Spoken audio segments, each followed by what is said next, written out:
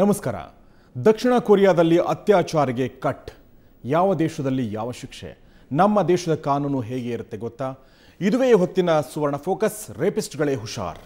ನಾನು ಗೌರೀಶ್ ಅಕ್ಕಿ.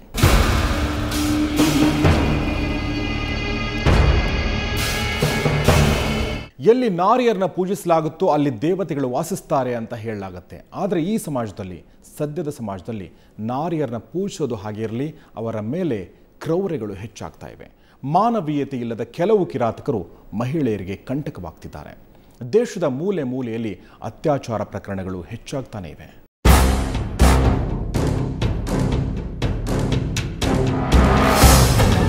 Delhi gang rape ಪ್ರಕರಣ ಇಡೀ ದೇಶವನ್ನೇ ಬೆಚ್ಚಿ ಬೀಳಿಸಿದೆ.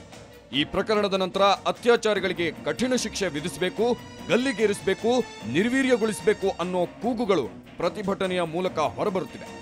ರೇಪಿಸ್ಟ್ಗಳಿಗೆ ನಮ್ಮ ದೇಶದಲ್ಲಿ ಕಠಿಣ ಶಿಕ್ಷೆಗೆ ಗುರಿಪಡಿಸಬೇಕು, ಮಹಿಳೆಯರಿಗೆ ರಕ್ಷಣೆ ಒದಗಿಸಬೇಕೆಂದು ಜನರು ಬೀದಿಗಿಳಿದು ಪ್ರತಿಭಟನೆ ನಡೆಸ್ತಾ ಇದ್ದಾರೆ.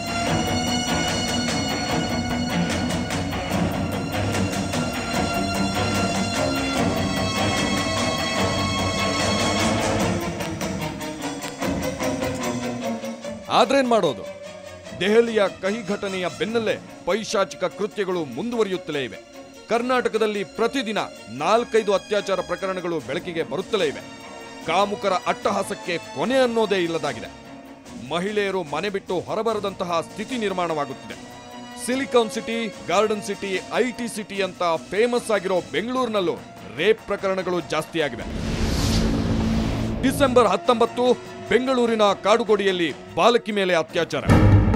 ಡಿಸೆಂಬರ್ 12 ಬೆಂಗಳೂರಿನ ಕುಮಾರಸ್ವಾಮಿ ಲೇಔಟ್ನಲ್ಲಿ 4 ವರ್ಷದ ಬಾಲಕಿ ಮೇಲೆ ಅತ್ಯಾಚಾರ ಯತ್ನ.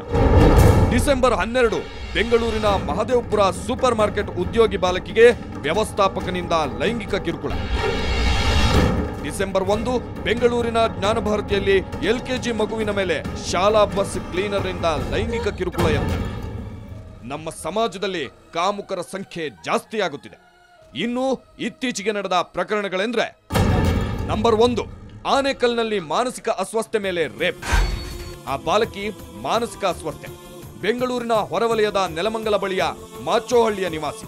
ಇವತ್ತು ಬಾಲಕಿ ಮನೆಯಲ್ಲಿ ಒಂಟಿಯಾಗಿದ್ದಳು. ಇದೇ ಸಮಯಕ್ಕೆ ಕಾಯುತ್ತಿದ್ದವನು ಕಾಮಪಿಪಾಸು ಪ್ರಕಾಶ್. ಅದೇ ಗ್ರಾಮದ ಪ್ರಕಾಶ್ ಮನೆಗೆ ನುಗ್ಗಿ ಮಾನಸಿಕ ಅಸ್ವಸ್ಥೆಯಾದ ಅಪ್ರಾಪ್ತ ಬಾಲಕಿ ಮೇಲೆ ಅತ್ಯಾಚಾರ ಎಸಗಿದ್ದಾನೆ. ನಂಬರ್ 2 ಡಿಜೆ ಹಳ್ಳಿಯಲ್ಲಿ ಅತ್ಯಾಚಾರ ಯತ್ನ. ಕಾಮುಕರ ಕಣ್ಣಿಗೆ ಅಪ್ರಾಪ್ತ ಬಾಲಕಿಯರೇ ಯಾಕೆ ಕಾಣುತ್ತಾರೋ ಗೊತ್ತಿಲ್ಲ. ಬೆಂಗಳೂರಿನ ಡಿಜೆ ಹಳ್ಳಿಯಲ್ಲಿ ಅಪ್ರಾಪ್ತ ಬಾಲಕಿಯೊಬ್ಬಳು ಕಾಮ ಪಿಪಾಸು ಒಬ್ಬನ ಕ್ರೌರ್ಯಕ್ಕೆ ಸಿಕ್ಕಿದ್ದಾಳೆ. ಯುವಕನೊಬ್ಬ ಬಾಲಕಿ ಮೇಲೆ ಅತ್ಯಾಚಾರ ಯತ್ನ ನಡೆಸಿದ್ದಾನೆ. ಈ ಬಗ್ಗೆ ಡಿಜೆ ಹಳ್ಳಿ ಪೊಲೀಸ್ ಠಾಣೆಯಲ್ಲಿ ಪ್ರಕರಣ ದಾಖಲಾಗಿದೆ. ನಂಬರ್ 3 ಮಂಡ್ಯದಲ್ಲಿ ಅತ್ಯಾಚಾರವೆಸಗಿ ಕೊಲೆ. ಇನ್ನು ಮಂಡ್ಯ ಜಿಲ್ಲೆ ಪಾಂಡವಪುರ ತಾಲೂಕಿನ ದೊಡ್ಡಬ್ಯಾಡ್ರಹಳ್ಳಿಯಲ್ಲಿ ಅಪರಿಚಿತ ಯುವತಿಯ ಶವ ಪತ್ತೆಯಾಗಿದೆ. ಬಿಸಿ ನಾಲೆಯ ಸಂಪರ್ಕ ನಾಲೆ ಪಕ್ಕದಲ್ಲಿ ಯುವತಿ ಶವ ಪತ್ತೆಯಾಗಿದೆ. ಅತ್ಯಾಚಾರ ಎಸಗಿ ಕೊಲೆ ಮಾಡಿರುವ ಶಂಕೆ ವ್ಯಕ್ತವಾಗಿದೆ. ನಂಬರ್ 4 ಮಂಜಿನನಗರಿಯಲ್ಲಿ ಪೈಶಾಚಿಕ ಕೃತ್ಯ. ಇಲ್ಲಿ ಮನೆ ಮಾಲೀಕನೇ ಕೆಲಸದಾಕೆಯ ಪಾಲಿಗೆ ಯಮನಾಗಿದ್ದಾನೆ. ಹೌದು, ಕೊಡಗು ಜಿಲ್ಲೆಯ ವಿರಾಜಪೇಟೆಯ ದೇವಪುರದಲ್ಲಿ ಮನೆ ಕೆಲಸದಾಕೆ ಮೇಲೆ ಸಾಮೂಹಿಕ ಅತ್ಯಾಚಾರ ನಡೆದಿದೆ. ಮನೆ ಮಾಲೀಕ ಇಸ್ಮಾಯಿಲ್ ಹಾಗೂ ಆತನ ಸ್ನೇಹಿತ ಅಬ್ಬಾಸ್ ಸೇರಿ ಮನೆ ಕೆಲಸದವಳ ಮೇಲೆ ಕಾಮತೃಷೆ ತೀರಿಸಿಕೊಂಡಿದ್ದಾರೆ. ಪೊನ್ನಂಪೇಟೆ ಪೊಲೀಸ್ ಠಾಣೆಯಲ್ಲಿ ಪ್ರಕರಣ ದಾಖಲಾಗಿದೆ.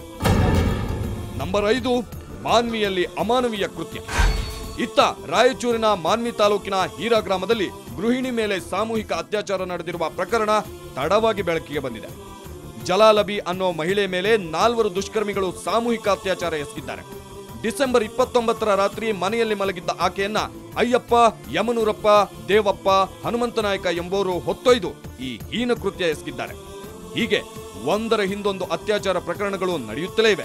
ಈ ಒಂದು ಕೃತ್ಯಕ್ಕೆ 6 ತಿಂಗಳ ಹಸುಳೆಯಿಂದ ಹಿಡಿದು 70 ವರ್ಷದ ವೃದ್ಧೆಯವರೆಗೂ ಬಲಿಯಾಗುತ್ತಿರುವುದು ಮನುಷ್ಯನೊಳಗೆ ಹೆಚ್ಚುತ್ತಿರುವ ಕ್ರೂರ ಮನಸ್ಥಿತಿಗೆ ಹಿಡಿದ ಕೈಗನ್ನಡಿಯಾಗಿದೆ. ನಮ್ಮ ದೇಶದಲ್ಲಿ ಪಾತಕಿಗಳು ಬಲು ಸುಲಭವಾಗಿ ಕಾನೂನಿನಿಂದ ಪಾರಾಗುತ್ತಾರೆ. ಮುಂದೆ ಇದಕ್ಕಿಂತಲೂ ದುಸ್ಥಿತಿ ನಮ್ಮದಾಗಬಹುದು. ಅಂದು ನಾರಿಯನ್ನ ಪೂಜಿಸುತ್ತಿದ್ದರು. ಇಂದು ಆ ನಾರಿಯೇ ಮನೆಯಿಂದ ಹೊರಬರಲು ಹೆದರುತ್ತಿದ್ದಾಳೆ. ಆಕೆಯ ಬದುಕು ಆತಂಕದೊಂದಿಗೆ ಸಾಗುತ್ತಿದೆ. ಕಾಮುಕರ ಈ ಅಟ್ಟಹಾಸಕ್ಕೆ ಕೊನೆ ಎಂದು ಎಂಬುದೇ ಯಕ್ಷ ಪ್ರಶ್ನೆಯಾಗಿ ಉಳಿದಿದೆ. ಕಾಮುಕರಿಗೆ ಕಠಿಣ ಶಿಕ್ಷೆ ನೀಡೋವರೆಗೂ ಈ ರೀತಿಯ ಪ್ರಕರಣಗಳು ನಿಲ್ಲೋದಿಲ್ಲ ಅನ್ನೋದಂತೂ ಸತ್ಯ.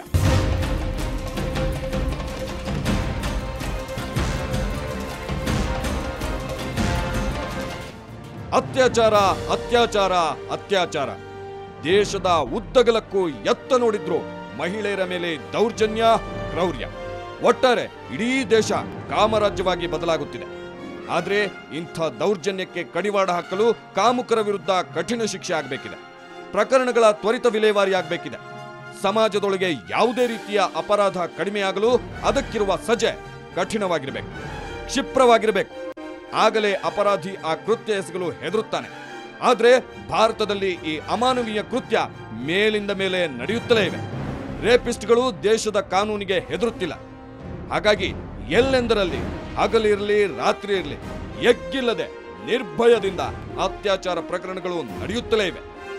ನರರೂಪಿ ರಾಕ್ಷಸರು ಮಾತ್ರ ಮಾಡಬಾರ್ದನ್ನ ಮಾಡಿ ಆರಾಮವಾಗಿ ಸಮಾಜದಲ್ಲಿ ಬದುಕುತ್ತಿದ್ದಾರೆ.